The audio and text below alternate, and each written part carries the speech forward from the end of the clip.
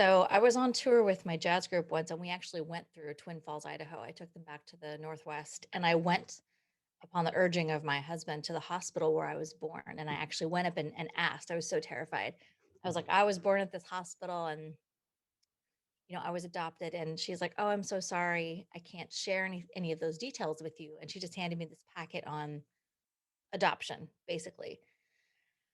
And so basically, a lot of adoptees try to get their OBC, which is their original birth certificate, because we all get a birth certificate, but it doesn't have like the original details, the original birth parents, maybe the original name. So that's becoming easier now in different states. You can start sending away for your OBC, and that helps you find.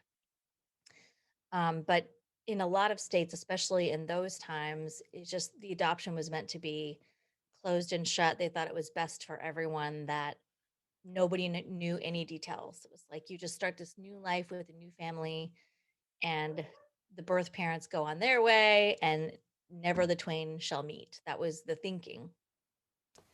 The current thinking, I mean, everybody has different opinions about this, obviously, but my personal opinion is that open is always better. Truth is always better because I'm not a fan of secrets, and it starts feeling like you're a secret when you're an adoptee.